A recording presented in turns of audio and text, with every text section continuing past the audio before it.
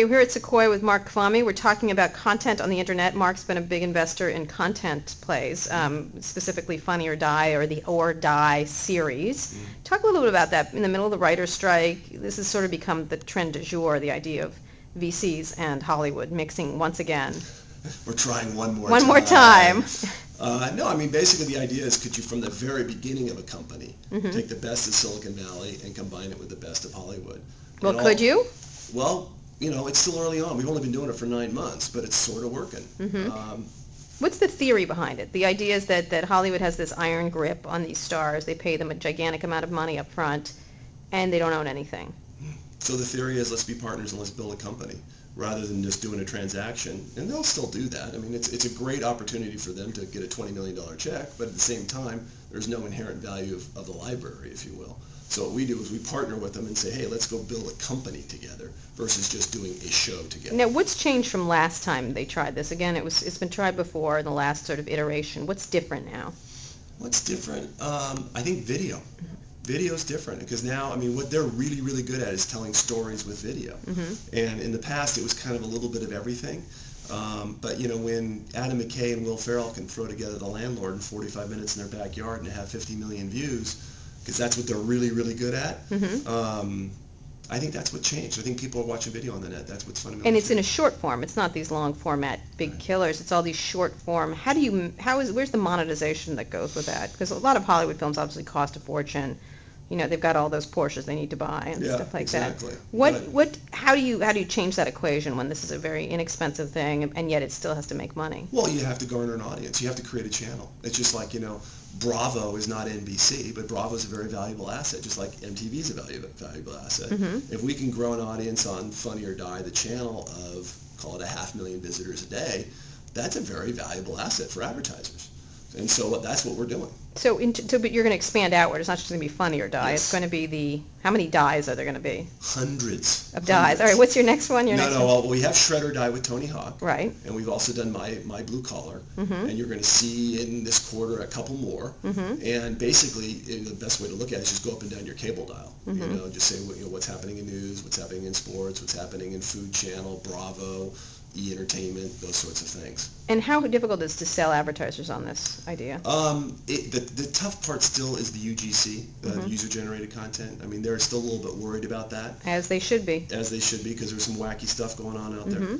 On the other hand, what we've been able to do with Funny or Die is this easy voting system. The good stuff rises to the top very, very quickly.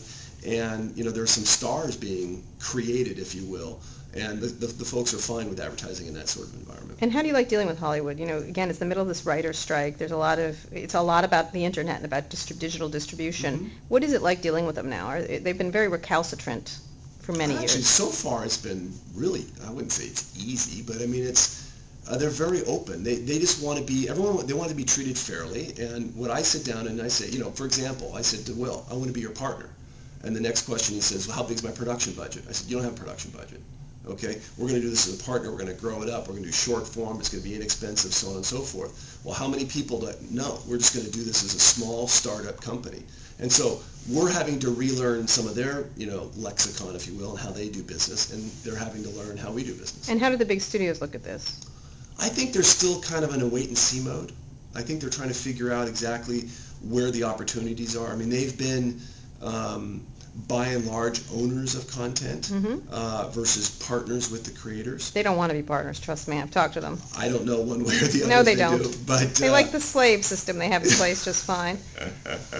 But no, I mean, I think the models are working out differently. I mean, I think, for example, Funny or Die, we launched that website with $17,000. Right. Okay, and so you don't have, it doesn't take massive amounts of money to do this. But you have to have the hits keep on coming. You have The Landlord, but you may not have enough landlord. Absolutely. So you have to build a company around it. You have to understand viral market, and there's a lot more things you have to do. But just to get something started, it's very, very inexpensive. Right. And I think that's what's going to have to take. I think we're going to have a, you know, an I Love Lucy, for lack of a better term, right, that really got, you know, sitcoms going on television. You're going to have the same thing happening on the internet. We haven't had that show. I mean, Lonely Girl was a piece of it. There's a little bit that's happened with Saturday Night Live and YouTube, and there's what we've done with Funny or Die.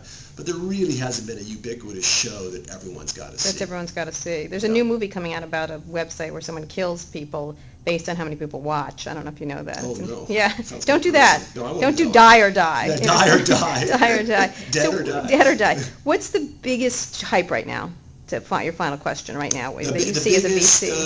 Hype is probably social networking. Everything's about a social network. And, you know, there's a social network for this, there's a social network for that. What are you, a hermit, Mark? You don't look like a hermit. No, No. what's the problem with that? Is that it's just the buzzword? Well, I mean, it's you know, how do you, I mean, at the end of the day, to build a great company, you've got to get a large audience, right? And so, you know, after I've done Friendster and MySpace and Facebook and, you know, there's a myriad of other ones, whether it's Bebo, High Five, and others. There's only so many of these things you can go to. One thing I believe, I've been doing this for, internet stuff for, 13, 14 years Yeah, you're now. an old guy in this. I said from the very beginning, the average person's only going to go to 5 to 7 sites on a regular basis. Right. And you have to be one of those 5 to 7 to really build a real company. Right. Great. Mark, as usual, thanks a lot. You're very welcome.